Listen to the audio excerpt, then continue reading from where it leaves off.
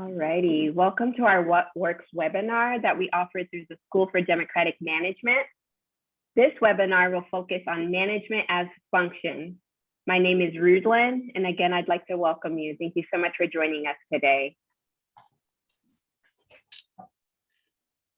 This webinar is being offered by Democracy at Work Institute. We are an organization that works to expand democratic ownership to communities most affected by inequality.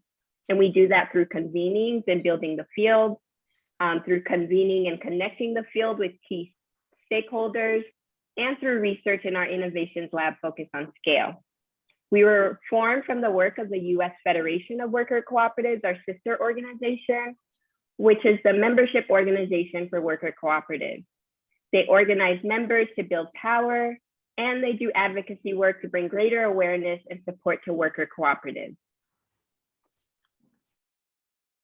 The School for Democratic Management is a joint project of DAWI and the U.S. Federation of Worker Cooperatives, designed to meet the needs of new managers and converted businesses, cooperatives, and the TA providers who support them. Through the school, managers and co-ops can build their democratic management capacity through accessing our comprehensive framework, through our assessments, and practical tools. The school was created to support worker cooperatives to thrive and to grow, but also to support other value-based organizations to increase worker participation and democratic management.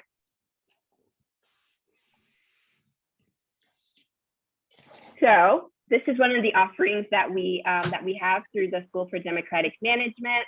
We also offer the Democratic Management Skills Checkup, which is free. We offer, like I said, we offer the What Works webinars, which is what you are on today, where we will be hearing from and learning about best practices and tools that works for our guests. We also have our Democratic Management Guide, which is a comprehensive tool that provides over 40 tools for putting democracy into place at your company. We will put the link into the Democratic Guide in the chat throughout the conversation and at the end of the session as well. We also offer direct business consulting through the School for Democratic Management. You can see the website on our screen, and we will also put it on our chat to learn more about what we offer through our school. So what are we doing today? Today, we are going to learn about democratic management successes and challenges through our guests from Mandela Grocery Cooperative. And by the end of this session, you all as attendees will be better prepared with ideas, with tools, and with best practices so that you all can increase democratic practices inside your company and support others to do so. So we'll do this I will start by framing the story and introducing why are we doing this and why do we have you here? And then we'll go into our interview with Mandela Grocery Cooperative and our guests today. And we'll do the interview in a storytelling mode as they share their successes and challenges and best practices and tools. We will leave space for you all to ask us questions, to ask the guest questions, to build community and to learn more from each other. And then lastly, we will close, and I will put in the chat a link to our evaluation to let us know how we did and what you would like to see in the future. I'm joined by my colleague, Rebecca Bowen, who is the Director of Education and Training and the founder of the School for Democratic Management. She will go over how we will use technology today to encourage participation. Hi, everyone. Welcome. I'm happy that you're all here. Happy to be hearing from Anj and Briana from Mandela. Very excited about this.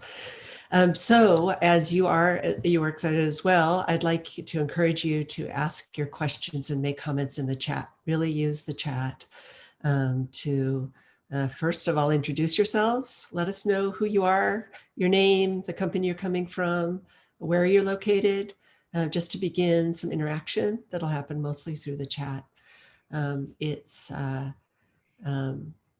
I'll be monitoring it throughout. We'll have a midpoint and an endpoint time to open up and have people ask questions directly.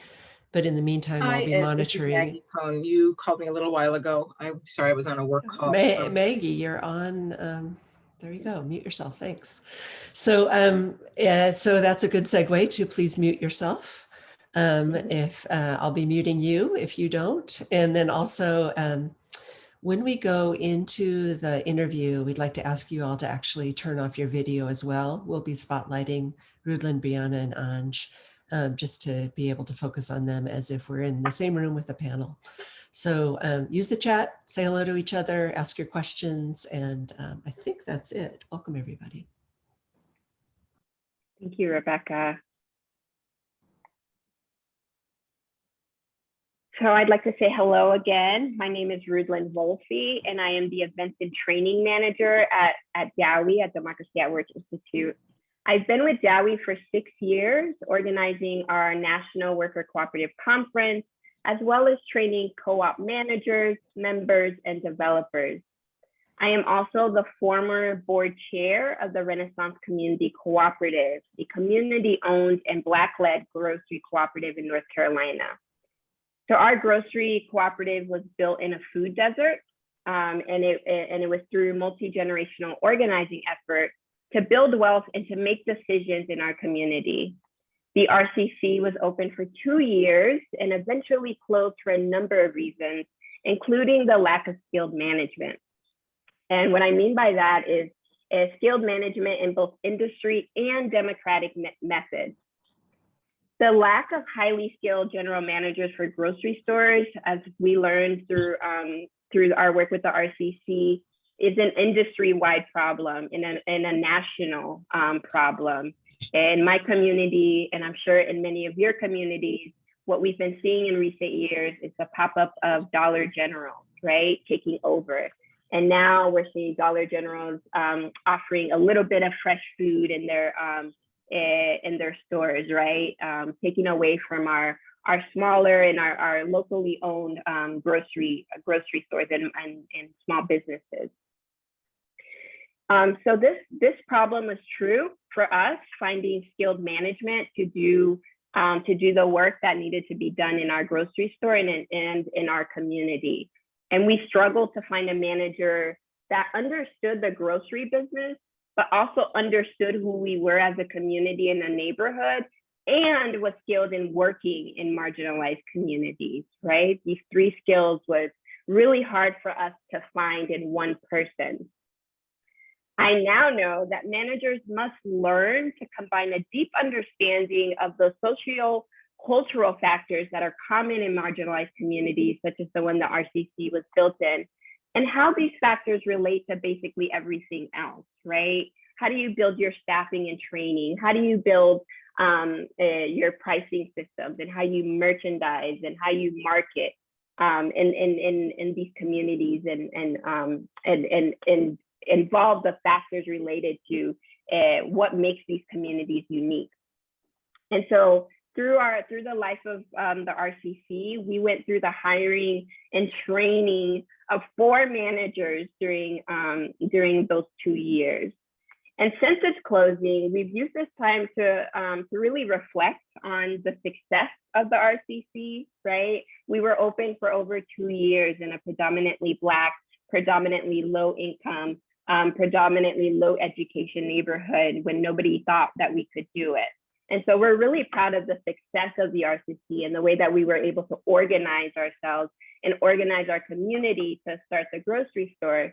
But and with that being said, we've also had time to reflect on what went wrong, what we could have done better, and what are the lessons that we think are really important to share with other organizers who are working to end these food deserts, right? Who are working to build cooperatively owned, community owned grocery stores into their neighborhoods.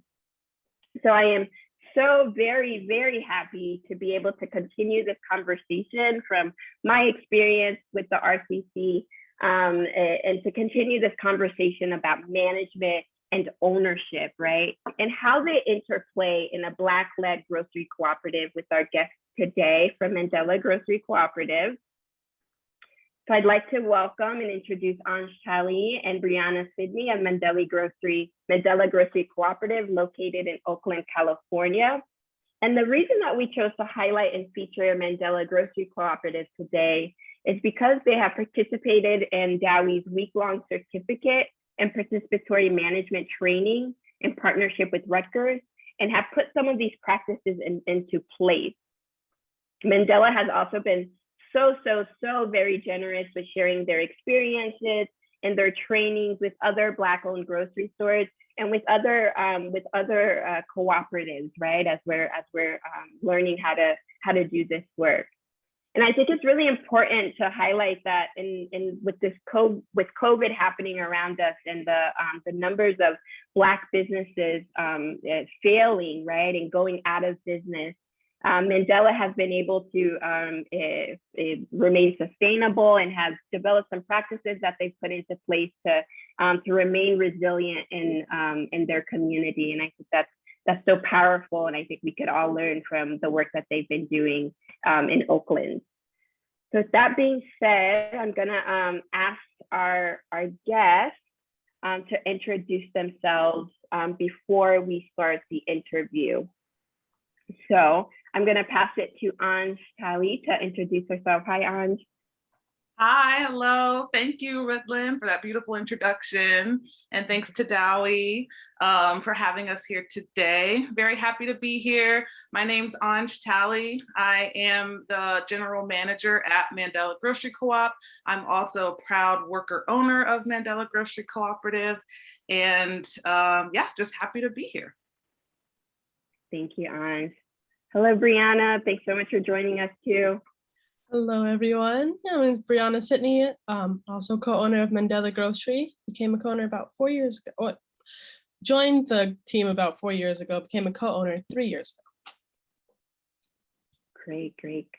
Thank you so much for joining us today. And again, sharing your best practices, your tools, and your experiences through your work with Mandela.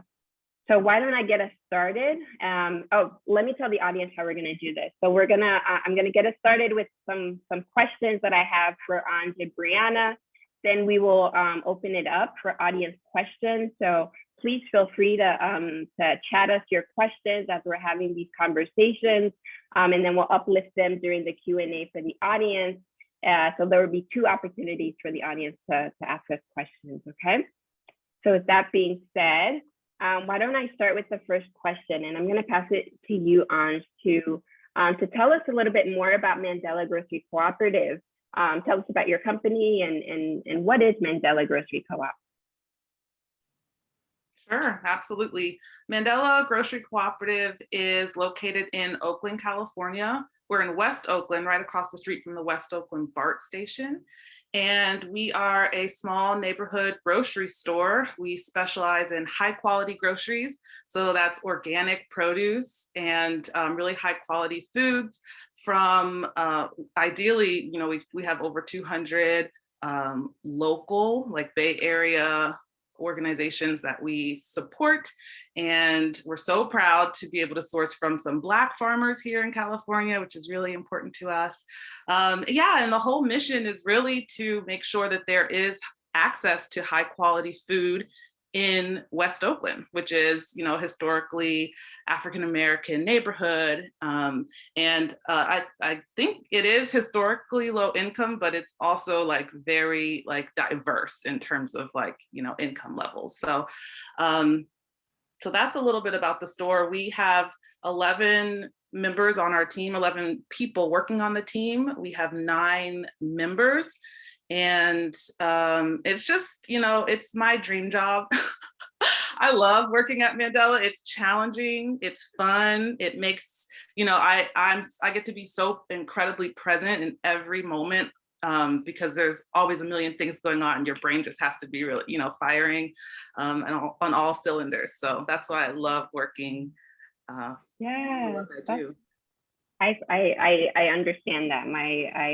The RCC, I had challenging days, but I loved it. And so I'm so glad to hear that, Anj. Now, Anj, you are a manager at Mandela. Is that correct? Can you talk to us about why did you choose this role? Yeah. So when I joined the co-op back in 2017, it was at the year before that I closed my small business. I owned a retail green smoothie and salad restaurant.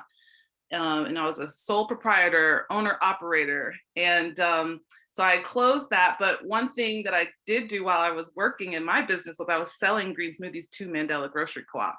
So that's how I got to know Adriana and James and Brian and the team, and so when I was telling them, I'm not going to be able to be delivering smoothies anymore. I'm closing my business. And they were like, well, we're looking for a general manager. So from what I understand, because this work happened before I joined the team, but from what I understand, our team of worker owners, which was smaller then, it was 4 people mainly, they were working with Project Equity and really evaluating some of the challenges that they were having at that time. And Project Equity was encouraging them to have a manager, just someone who could be an accountability coach, really kind of help hold the team accountable to do the things that they say they want to do. So Adriana had mentioned that they're looking for a manager to me when I was at the store one day, and I took some time to consider it, and I thought, yeah, that sounds like something I can do. So yeah, that's how I joined. Wow. What a story. And it's something that you are doing and doing well from what I hear. So I'm so glad that the universe made that happen. Thank you, Ann. So Briana, what was it like for you when you first joined Mandela Grocery Cooperative? So when I first joined the team, it seemed a bit disorganized. I definitely was given tasks to do in the beginning, but like once they were done, I kind of felt like I was aimlessly wandering the store, trying to find something else to restock the moment someone takes it or something like that. And it made me develop the attitude of like, I just need to find something to do. And I did develop some practices that we still do today, like creating an expiring soon list every week, walking through and being very detailed, looking at our products. But over time, I definitely noticed that the team was trying to be intentional about organization and how we're choosing to go about fulfilling the things we want to say we're doing. And we decided to split our general meetings up so that our committees like HR, maintenance, and things like that had the space to actually do the work. Because previously the ideology that was going around was like, well, if you're an owner of the store, you have to put in some extra time outside of the store. And the hope was that these committees were getting that work done outside of work hours. But in reality, that wasn't happening. So we ended up finding a way to carve space in work hours to allow room for those committees to get work done. Wow, that's really important, right? To carve out space to do what some would say the extra work, but really the intentional work of governance and of building the culture and building the trust amongst each other to get the work done through your committees and to intentionally set aside the time to do that work and to be paid for that work, right? Because it's just as important as the merchandising and the pricing. So that's really exciting, Briana. The new things that you implemented as you joined and saw that new systems needed to be put in place. Okay. Well, I wanna ask about the naming of this webinar, which Anj, you threw out the name, which is redefining management as a function, not a person. Can you define what that means to you? Yeah, absolutely. That name came to me as I was preparing for this webinar and in conversations with me and Briana. At Mandela, I am the manager, but it doesn't feel like that. Like in traditional business, like you're the manager, it feels like you're separate a little bit from the team, but I'm a member of the team, just like any other member of the team. And I think that's because we all function as managers in certain ways and at certain points in time during our week. So what I mean by that is kind of, this question, the answer to this question touches a little bit on how we divide and share power at Mandela. So we have the general meeting and each week, and that's just really a time for all of us to, like Briana was saying, kind of talk about the administrative work, kind of work on the business together. And during that meeting, if there are tasks, we'll write them down, and then different committee meetings will meet and work towards accomplishing those tasks. So, the administrative team kind of acts as a manager in their administrative functions. The marketing team acts as a manager in their marketing functions. You know what I mean? Like the HR team acts as a manager in their function. So we really share the power. And so, yeah, so, that's kind of what came up is how can we kind of change the way we think about management. It is important, I think, to have a person who is responsible for holding people accountable to do the things that they said they were going to do. But that's a little bit different from when you think about manager in a traditional business setting. So I like the title of this webinar because it really just allows us and all the viewers and participants to rethink about the way we approach management. Thank you, Anj. That for me, what I heard too is that you all are really intentional about building leadership across the organization, right? Instead of what we see in traditional or conventional businesses where managers are typically scary and not nice and dictatorial and just don't bring those democratic and participatory management skills and tools that are really necessary to share power, as you said, across the organization, so people feel like they can lead, right? And I think, Briana, you were speaking a little bit about that as from when you started the organization and recognizing that, oh my gosh, somebody has to do this. I'm going to take the lead and I'm going to do this. And so I'm wondering if you can speak a little bit to what the title means to you as for redefining management as a function and not a person, and what does that mean to you in your work? Yeah, so to me, it's more so taking it on, like everyone should take on this idea of management. It's your business, act as if, you kind of are the CEO, not as if you have all of the power, but you want to know what is going on in all aspects of your business and that it is going successfully. So even though I may not be on the maintenance committee, I know that the door has an issue, and if we don't work on it now, it could be more expensive later. So if I see no movement, I'm gonna ask, hey, how's that going? You shouldn't just ignore things just because it's technically not your job. So yeah, it's more so doing things like that, getting to know all of it. When I first started, I was working 2 jobs. I was at a tech company while I was also working at Mandela. And yeah, the culture is definitely different. At my job, the tech company, I had my tasks to do. Once I finished them, I had some extra time. I got paid for it whether I finished it at X amount of time or if I did it a little early. Here at Mandela, you finish something early, there's always something else to do. I may be done stocking, but now I should look to see if there's something expiring. I may be done with looking at if something's expiring, but now produce needs to be restocked again because the apples were looking really good and we're selling well. So just things like that, and just being aware of every aspect and wanting to know how it's going. Briana, could you speak maybe to how was that culture built, right? To this culture of taking initiative and really this deep sense of ownership is what I'm hearing from you all, that everyone feels a deep sense of commitment and ownership over the business. So it leads to people taking on responsibilities and showing up in different ways. So could you speak, Briana, a little bit to how you all have built this ownership culture at your organization at Mandela?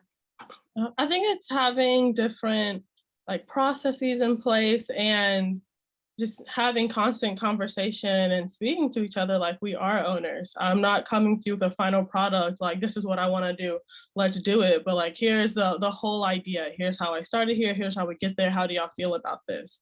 Wanting to constantly encourage people to step up. You can do more than just, I don't know, be the grocery buyer. You can do more than just be in bulk. Like, are you interested in finance? I can teach you how to do, well, like work on QuickBooks. Like, just, yeah, constantly encouraging folks and letting folks know even from the very beginning as a candidate, this is what we do here. And we're constantly looking for different ways to better the business. And if we're bettering the business, that means that we're going to have better sales, or that the community is going to really see that, and people are going to appreciate it. So the more work and love you put into it, the more you get out of it. Yeah. And Anj, do you want to add to that? Yeah, please. I just wanted to add, early on, when Briana and I started right around the same time at Mandela, and right around that time also, we were working with Arizmendi, and a member from Arizmendi was actually coming and helping us create this new culture of sitting and having general meetings once a week. And so it's a 2-hour meeting. Right now we have them from 7 a.m. to 9 a.m. every Monday morning. And what it does is it creates a space, right? It creates a space for all of us to look at each other and talk about the business. And that's so critical.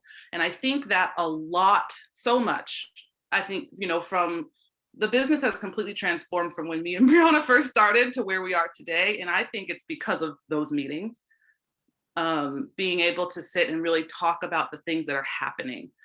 And so from there, we have, created committees. So now we're more organized, right? We're like, okay, we can't spend our 2-hour general meeting talking about marketing. Let's have a set time to have the marketing committee meeting. A lot of organization functions have come from that space of the general meeting. So I think that is a really key element to how we've shared power. And also another important point I just want to make really quickly is that each person on our team recognizes how important Mandela Grocery Cooperative is to the West Oakland community. And there's a deep love and a deep respect for our business. And so we approach challenges, wanting to see the business succeed long-term. So there's not a lot of, bickering just for the sake of bickering, because we understand that what we're doing is so much bigger than us as individuals. And so for that, we are able to kind of approach this thing from a place of love and respect, which is also really important.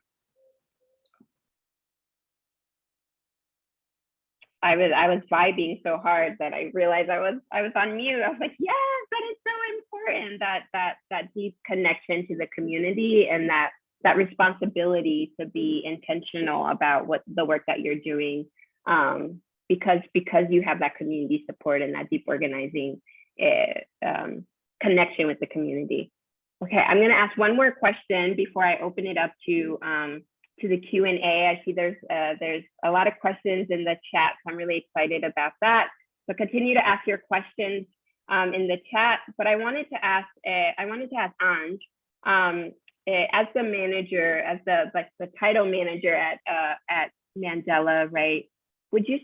Is ownership the same as management? Thank you for that question. No, I wouldn't say ownership is the same as management.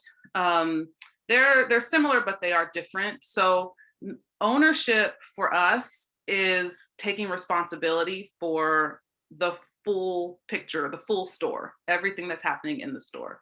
So a good example of that would be, you're on shift, maybe you're restocking the produce department, right? So you're like making sure all the lettuces are out looking good, making sure all the celeries are out looking good. And you notice that the refrigerator temperature, which is supposed to be under 41 degrees, is at 50 degrees.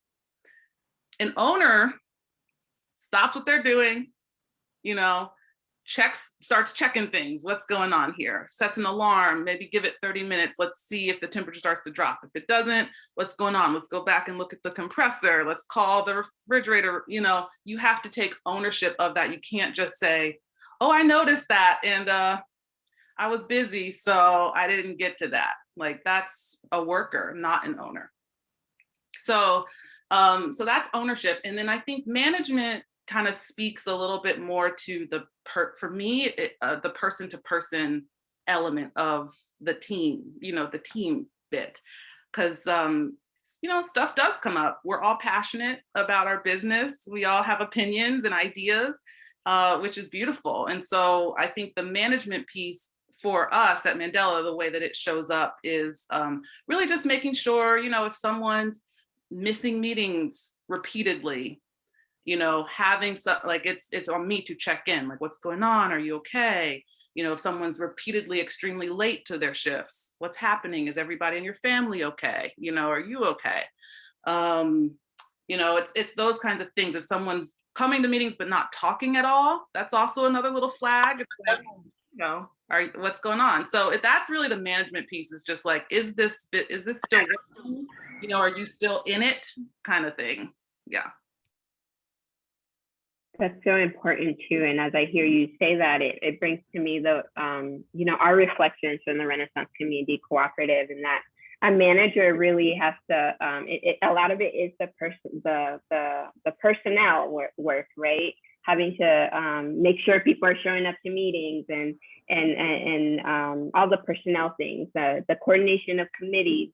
But and what I also hear you saying is that you also play a role of organizing the workers, right? And being an educator and democratizer in your cooperative. And I think that's really so important too, that a manager has those skills to be able to really bring in the participation and really build people, right? Like that intentionality to build people and to bring the workers along with the work. And then I really appreciated the distinction too between worker versus owner, and then owner versus manager. I think that for me was really clear and helpful for my own understanding of how things work in Mandela, and then also how things work in other co-ops as well. So thank you so much for sharing that. And I'm going to open it up for questions from the audience. I know we have several in the chat. I'm going to look through them. Or is that Rebecca? Rebecca, did you want to lift up the question? Yeah, okay. I can do that. And then people can feel to keep putting things in the chat as that comes up. I think that's probably the best way to organize. It's a question for you, Briana. It has to do with, your comment about how things were disorganized when you started. Can you talk about, are things better organized? And do new people coming in have a better sense of direction from their work? And maybe you could say a little bit about remind people of what the different teams are. Yeah, so it's definitely more organized now. When candidates come on, it's not kind of after you finish your initial task, find something to do for yourself. It is a bit more directional. We ask, there's any particular department that you're impassioned to want to learn more about, or you want to get a deeper learning of, kind of help find direction in that way. So yeah, there is more organization now in the committees that we have. Maintenance, we have HR, we have our finance and data committee, we have marketing, we have our kitchen committee. Is that it, Anj? Yeah, that's all of them. So you're 9 people, right? Or 11 people, including the non-owners. It sounds like maybe people are on multiple committees. And how does that work out? And are all those paid time committees? Can either one of you say something about that?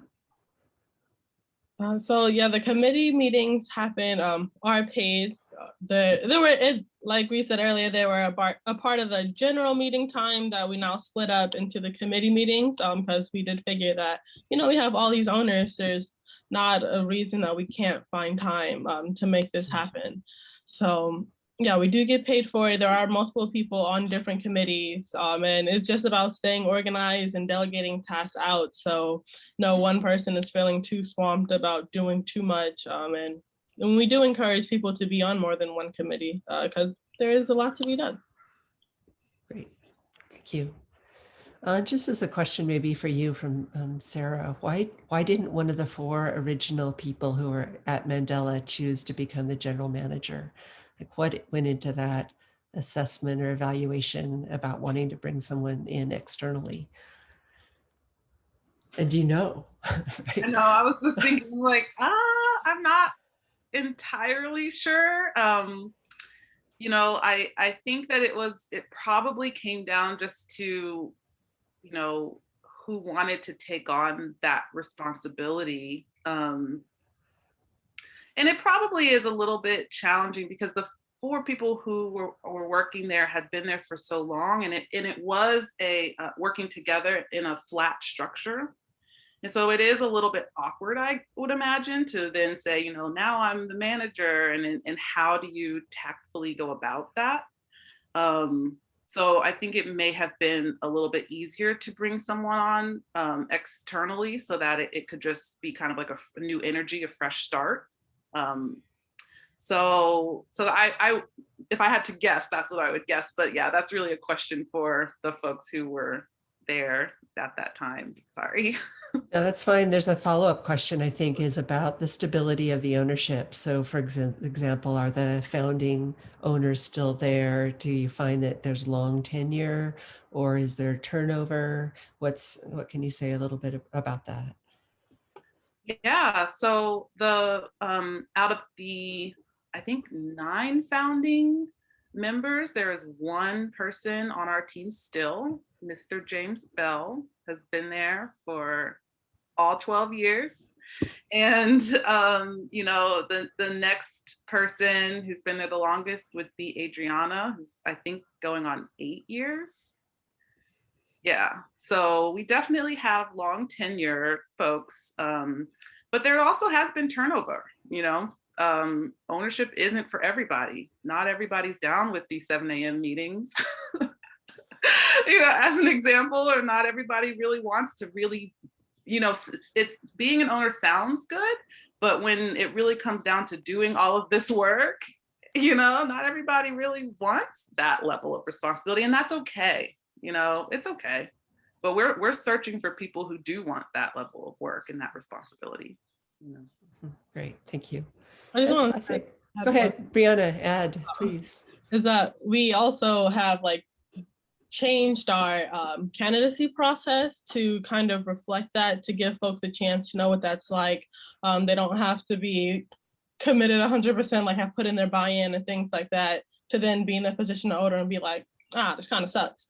Like they get the chance to have your 6 months of training, and then you have 6 months of kind of like pseudo ownership. You're on committees, you are expected to really be adding to the team, and yeah, kind of acting as an owner. So after your whole 1-year candidacy, then we let you know that like, hey, we like you, we want to let you come on the team, and then we present the we ask you, like, do you want to become an owner? Because at the end of the day, you could get through your candidacy and say, actually, this isn't for me.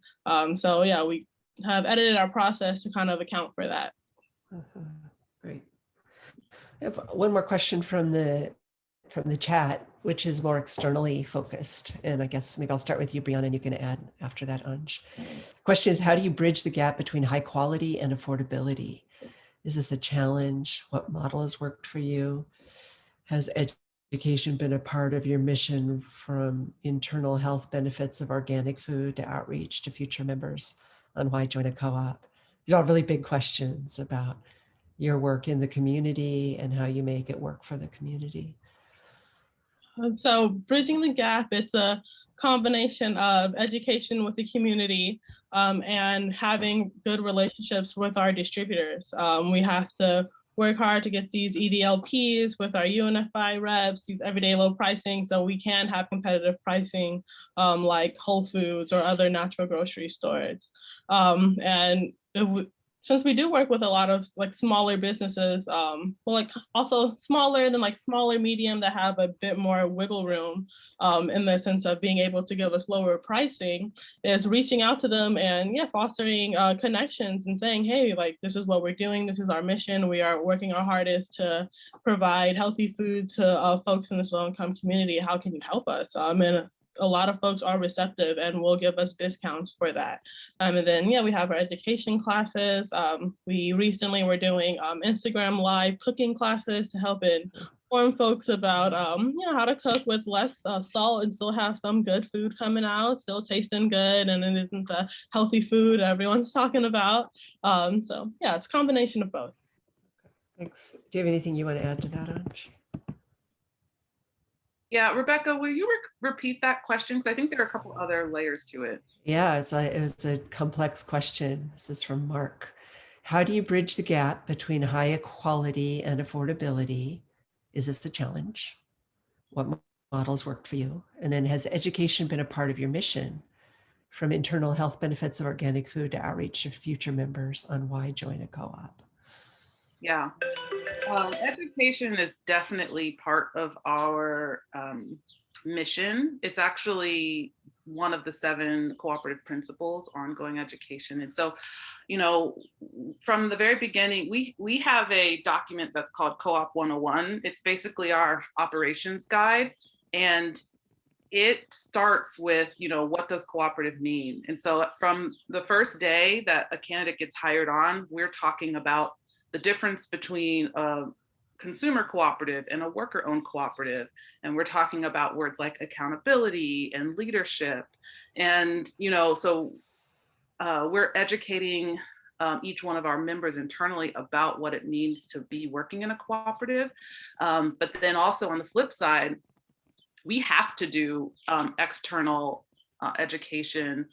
So going into the community, whether that's canvassing, literally knocking on doors, talking to neighbors about, asking what do you eat? What are some groceries that you usually buy? How much money do you usually spend on certain groceries? Like we definitely are out in the community talking about what we offer. And why do we sell organic produce and not conventional produce? You know what I mean? Like, why are we selling, these certain high quality foods? So education is a huge piece of what we do. Yeah. I want to add one more little piece to that. Also, education doesn't look so formal all of the time. It's having good communication and relationship with the folks that come in to the point where we feel comfortable. Like I've seen a customer getting the already made pre-made Alfredo sauce. And I'm like, you making this? I can tell you how to make a real easy Alfredo sauce. And she was open and receptive. So she put it back and I told her, go ahead, get this heavy whipping cream, Parmesan cheese, let that melt together, salt and pepper it up, let it cool down, boom. And she went home, she did it. She came back a couple weeks later and was like, girl, it was so good, heck easy. And now she's not buying it, the packaged one anymore. And again, she comes down to the store and was getting the same ingredients. And I noticed that she had 2% milk and not actually heavy cream. And I was like, are you doing the same thing? She's like, yeah. And I was like, okay, you got the wrong milk. So just being able to have that kind of relationship with folks where we're comfortable making these kind of suggestions, and also giving things to people. We have the capacity to do that. And Julia is really good at doing that and having connections and just saying, hey, like I noticed you usually get like the Blue Sky root beer soda. We recently got the Olipop, which is on like 5 grams of sugar. Can I just give this to you to try? And then folks will have it and they'll come back and say, oh, that was really good. Now I'm gonna start getting that. So yeah, just being able to talk to folks and having real relationships. Like they're not just coming in to go to the store. Like this is our family coming in and I see this is what you get and here's just a suggestion. Briana, thank you so much. That was like, that was so thoughtful, as Mark is saying. And also, I hope everyone caught that Briana just gave a free recipe for Alfredo. So I hope you're able to capture that. I was frantically trying to write down what you said, Briana. But I think what you all just uplifted for me is that there's real intentionality around developing people, right? Developing people both internally in your organization through your trainings and education, but also developing those external relationships with the community members.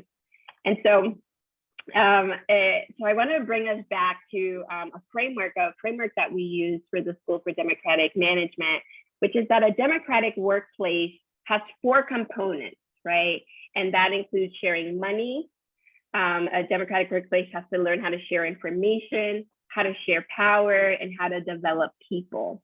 And so I want to keep us on this thread of developing people, and how you and all the steps that you all take to develop your members and your owners within your grocery co-op. So I wonder if you can speak more about some of the tools that have been particularly useful for you all as you've developed your trainings and have been intentional about developing your the owners of your business. And Andrea, Briana, whoever wants to answer that. I can answer it. Yeah, because we already talked about CoOp 101, which, you know, that was a tool that was lightweight there when in 2017 when we first came on, Bri, but you know, it has been since really developed a lot. We talked about our hiring process a little bit. Briana touched on that, and how really from the interview, like from the application, we start talking about, you know, this is we're hiring for owners long-term. We want you to bring your full self into this business on the application. So that's a tool. The interview process is also a tool that we use to talk about the difference of working in a worker co-op versus a traditional kind of business. And then we, did I say the general meetings? the general meetings is one. So I think the only, and the committee meetings. So the one that we haven't really touched on would be our monthly trainings, which is something we just kind of recently started doing. And that was inspired actually by the Democracy at Work Institute. And yeah, so we started doing these monthly trainings, and it was really beautiful. We co-created the areas, or we co-created the agenda for the year. So we, at the first monthly training, all the team members kind of got up and wrote down and brainstormed together the areas of the business that we all wanted to focus on, train and learn, you know, more. And so now we've broken that up to one meeting a month that focuses on like finance, for example, or evaluations. We did a self-care training that was really beautiful. We did yoga together in the park. So it's just, you know, so we've been, yeah, so we are kind of moving through that, and they've been very effective because each member is responsible for one meeting. So that means that every member is now planning, creating an agenda, keeping time, talking, standing up and, you know, sharing in front of the whole team. And so it's been a really powerful moment. Yeah, it's again that intentionality of developing leadership and giving people the space to do so by having everyone has to plan one of these trainings. That's so cool. And I want to do yoga in the park. Thank you for sharing that. Briana, I want to talk to you about power. Right. And in my experience and observation, challenges to power are endemic in workplaces, and even more so in worker cooperatives, where it's you know, humans having to co-own a business together. And so where have there been concerns about power at Mandela, either concentrated or shared, and how did you address them?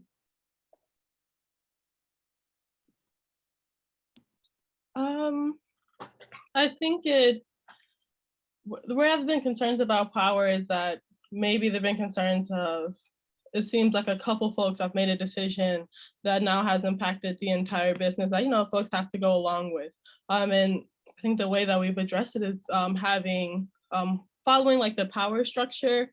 I can't like think of the name, but it's something that I think Onchak came back with from the training, which was just helping identifying the decision-making chart. There you go. It helps identify, you know, who has the power to make the decision to do what, when does it come to the whole group, what committees are empowered to do this, up to how many dollars and things like that, to just give a lot more structure to things. So when stuff happens, we know why it happened, it goes through the right processes or the right channels. And if it doesn't, then it's something that we talk about in our meetings, like, hey, what happened? This shouldn't have gone through. Why did this happen like it did? And we try to address it as it comes up so it doesn't drag out and become an issue. Yes, the decision zone chart and template is in the chat. Thank you, Rebecca. That was very good. So that thank you for lifting that up, Briana. That is such a useful tool to clarify, as you said, who's doing what and who makes what decisions, right? So that folks can feel empowered to make decisions where appropriate and know who to go to make decisions. Anj, I'm wondering, as manager, if you could speak to how do you and your manager position address power and leverage your position to resolve conflict in your organization at Mandela? Sure. I really, I'm trying to think. I think that the decision-making chart is, just something that we go back to pretty often. It's pretty ingrained, actually, in my mind, at least. So I just try to reinforce it, when necessary, which isn't all that often. But in our store, every single member is a buyer. So that means, we're a grocery retail store. So that means that each member is responsible for buying in a different department. So one member buys for bulk, one member buys for grocery, one member buys for produce, and so on, freezer, meat, and that is a beautiful way to share power, just right there. And so, when things come up, like if there's a product that comes in the store and didn't follow, like the traditional person who buys for grocery maybe didn't buy this product, a different person bought this product because maybe it's their friend's business or whatever. And then it could create conflict or a little friction. And so that's kind of where I would just kind of step in and remind people, that this is how we make these decisions. We've agreed on this structure. So that's just one example. Yeah.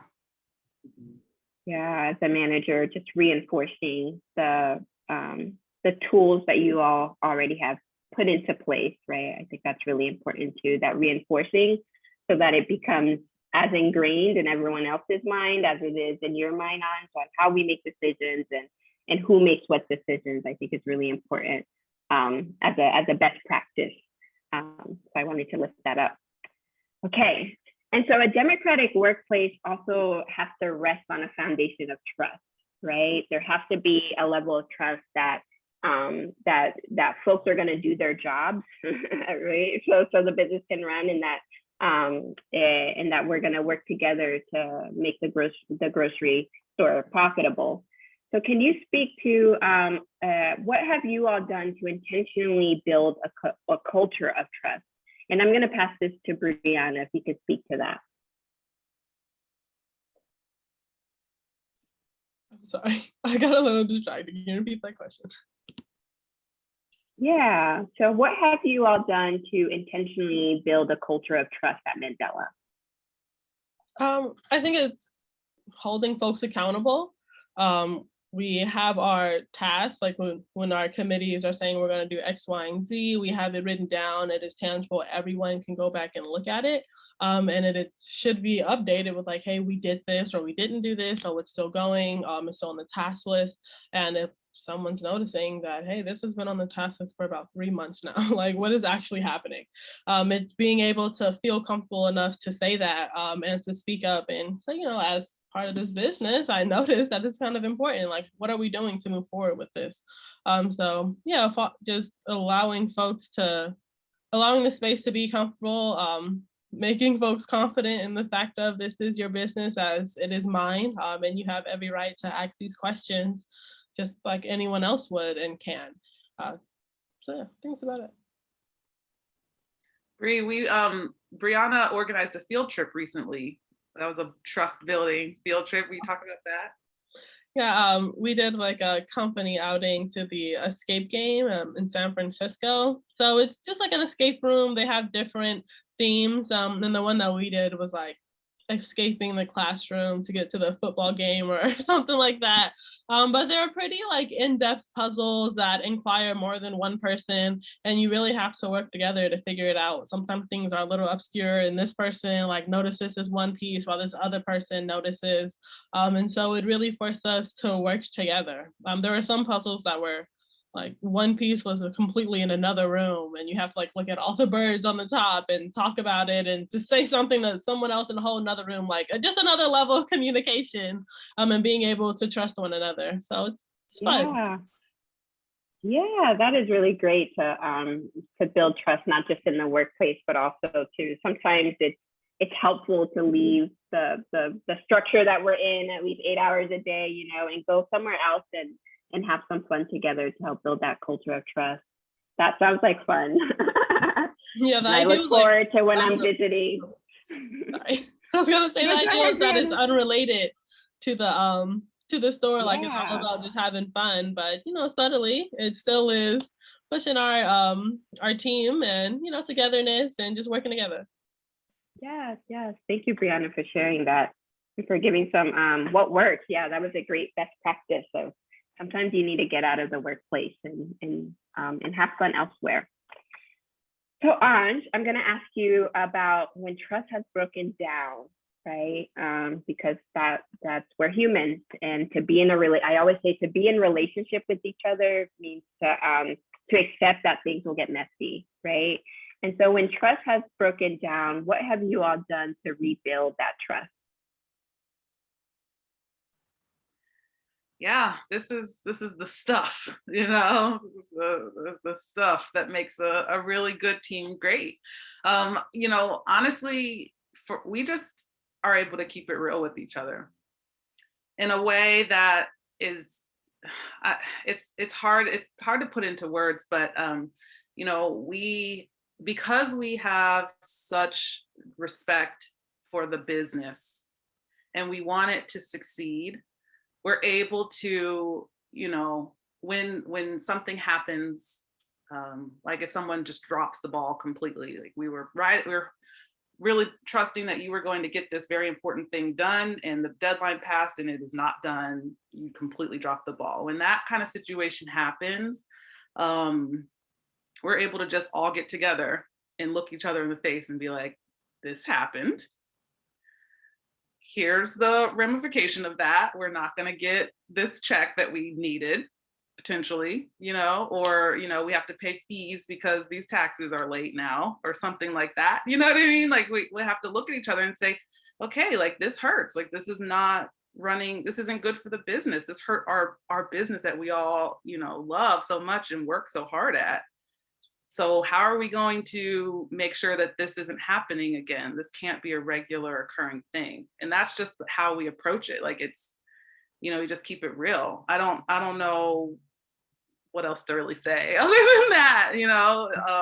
Yeah. Well, maybe you could speak about like, how do you have those conversations, right? How do you keep it real is the question, because sometimes it's hard to call people out essentially, right? That you drop the ball and here's the ramifications, and it could be intimidating to be the one to call the person out and to be the person being called out. So could you speak to how you all how do you keep it real at your organization? How do you have those conversations? Totally. It is intimidating and it takes a lot of courage. You know, so for me personally, I have to have a practice, a spiritual practice that reminds me to be honest and to have courage to say the things that to tell the truth, you know. And so one thing that I like to do is if it's a personal, well, I like to walk around the block with people and have a one-on-one conversation, you know. I think that's really important to not call people out necessarily in front of the group, but just to have a one-on-one, like, you know, here's something that I'm noticing is important. But then depending on the circumstance, you know, it is important for everyone on the team to be fully aware of what's actually happening. So it just depends. Both scenarios are, that it takes courage, and it is intimidating, but it's also good to just say that and say, I'm not comfortable having this conversation, but our business matters so much and we have to do better. So what will that take? That's so real. And Briana, I see you want to say something. So after Briana speaks, we'll open it up again for Q&A before I close this out. And if you look in the chat, there's a tool to prep you to have these courageous conversations that I'm just talking about. Briana, can you share your thoughts? I think one thing I can add is on like a personal level, if the individual person is noticing it's starting to happen, reaching out to folks and like asking what's going on, or do you need help? How can I help you? To kind of help take a load off of someone's plate if it's too much. Because I mean, in the history, it's not like from the gate they haven't been doing the work right or something like that. It's something has happened during the time, something's going on in their life and it's starting to go down a little bit. So we needing to be vigilant and aware of each other and noticing that before it gets to the point of no return, and trying to offer our help to try to turn it around. Because 9 times out of 10, it's a lot going on for somebody and they just need a helping hand, or they need a little bit less on their plate so they can continue to be successful. Yes, again, that intentionality about developing relationships, developing people, and really seeing folks as their whole selves, not just workers, right, but as individuals and as owners of the business that have lives outside of the business. So thanks for lifting that up for us. I'm going to open it up for Q&A now and pass it to Rebecca to support us through that. You can see in the chat that the tools that we have been posting in the chat are all tools that you can find in the Democratic Management Guide. So click that link so you have it open and you can check it out after this webinar. So Rebecca, if you want to lead us through our Q&A.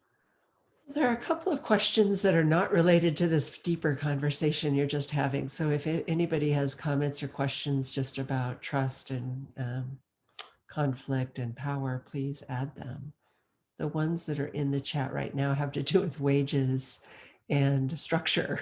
So I'll just ask them while we're waiting for any more questions. So one of them has to do with, how are your wage scales structured? Are they for longevity, for greater need, for greater responsibility, or totally the same? Either one of you want to answer that? Or what the wages sort of structure is, and then what's the kind of what are the values behind it?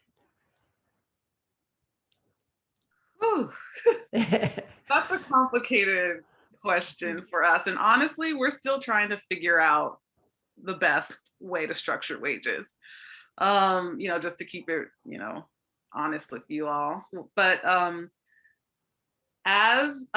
so when my position, the general manager position, was originally funded by a grant, and that grant lasted for 2 years. And then when the grant ran out, my pay scale didn't change. So it's kind of awkward right now because I'm making more money than the rest of the worker owners. And so we've been looking for ways to shift that. And so what we've done is actually found additional grants to fund some of our additional programs. So like the nutritional education programs that we talked about earlier, last year that was funded by a grant from the city of Oakland, and 4 of the worker owners really championed that grant and were able to get paid at a higher pay rate from doing that work. So that's one way that we've explored the wages, is like, okay, yes, there's the base level of the operation, the store operation, but for additional work such as nutritional education, you would get paid additionally for doing that work. And a lot of times it is more time, but sometimes that work can also be done at the store. So kind of, depends. So I don't know, I hope that was helpful. Yeah, thanks. I mean, I think wage structures and values are really complicated. I'll just acknowledge that. And every cooperative figures that out in a different way based on the circumstances you find yourselves in. So I appreciate that you're still working it out. That makes sense. Yeah. So thank you for sharing that. It's a hard question. The other question has to do with just trying to understand getting a handle on management structure. So these committees, 5 or 6 committees you described, are they considered, like, is there a leader on each of the team and then you're kind of holding the leader responsible, or are you as general manager on all those committees? Can you just say a little bit about how that gets structured? Either one of you. I can answer. For the committees, there is no one like leader. I guess depending on the committee, there could be one person that's really impassioned, so they have a lot of ideas that comes forward. But there is no one leader. There is, when you come to the meetings and what comes out of it, and it comes to our general meetings, like when we realize there's nothing coming out of this HR meeting, and this is your time to share out, I think it kind of puts us all on the spot, and then we're like, we actually maybe didn't do anything, and we need to restructure how we're doing that. And so every meeting, the goal is to have an agenda, and like asking, what tasks need to be done, what are action items that's coming out of this meeting, and who is going to be working on that. So that's part of the committee thing, and I don't think Anj is on every committee, right? Yeah, I am. I'm on every committee. The only committee that I'm not actively on is the maintenance committee, but even that one I sit in on pretty regularly. And I think that's helpful because I usually am the note taker in those meetings, and I like to drop all the notes and the tasks into Slack so that everybody on the team can see what happened or the conversations in each committee meeting. Great, thank you. Anybody else have any questions that you want to just unmute yourselves and ask? We've got a couple more minutes, and encourage you to ask now while we have these 2 very busy people available.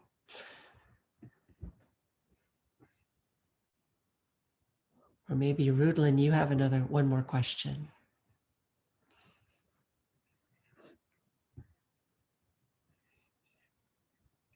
Okay, yes, I do have one more question to close this out, which is what advice do you, and it's to both of you, what advice do you have for cooperative members and managers who are at the early stages of cooperative startup? It's to both of you, so whoever wants to go first. Go ahead, Bree.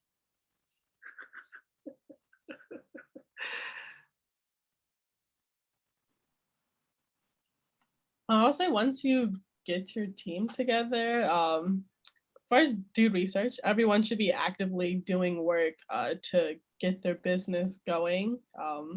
You don't need some big structure on the outside trying to push it forward, or doing the back end work, and then now there are folks here, they find the folks, or the owners now step in to take over. Like, you should always be there from the beginning, have your hands in everything, want to know everything of what's going on. It's never anyone else's job, it's the team's. Yeah, 100%. And I would say, play to each other's strengths. I think that's really important in the team dynamic. And in cooperatives, people often think, it's a flat structure, it's equal, everyone's putting in equal amounts of work, but that's not always how it realistically it is. So you really do have to play to people's strengths. If some people are really good at computer work and other people are much better at, using their hands and making things look pretty, play to each other's strengths, Yeah. Thank you to both of you for that advice of leveraging the skills that's already in the group, right, to get things done, and also encouraging folks to take on new responsibilities, learn new things, right? There's a million things to to do, especially when starting a business. I just remember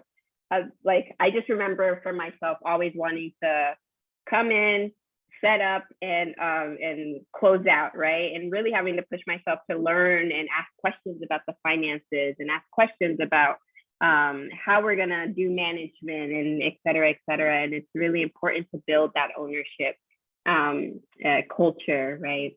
So thank you so much to Anj and Briana. What I heard of some of Mandela's best practices and what works for you all is that you all you really focus on sharing and distributing power, even with the management structure in place. You all have a deep commitment to educating your owners and the members of Mandela Grocery Co-op. You all deal with trust issues proactively, right? Instead of letting it fester. And then this decision-making tool that you all use really helps to disentangle roles since everyone is empowered and encouraged to be a leader. So that decision-making tool I heard was really important to help clarify roles and responsibilities. So management is hard and participatory management is hard, and we know that, and we're working to make it a little bit easier, right? And so thank you so much to Anj and Briana for sharing your story and your journey on figuring this out, and sharing what works for your cooperative, for Mandela Grocery.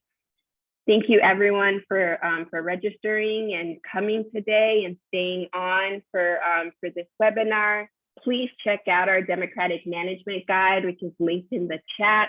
It highlights many of the best practices and the tools that was shared by Anj and Briana today, and also has other resources for you all as you're supporting cooperatives or you yourself are working in your cooperative. We also ask that you please complete the evaluation that we have for you linked in the chat. It'll only take you about 5 minutes, so it's really helpful for us as we plan these webinars and bring more best practices and what works from other businesses. So we will send a follow-up email after we've received your evaluation with all of the links and the tools that we've shared today. So once again, thank you so much everyone for joining us today. And thank you again to Anj and Briana and Mandela Grocery Cooperative for sharing with us their best practices and their tools and what works for them. So have a great day, everyone. Thank you. Bye, everyone.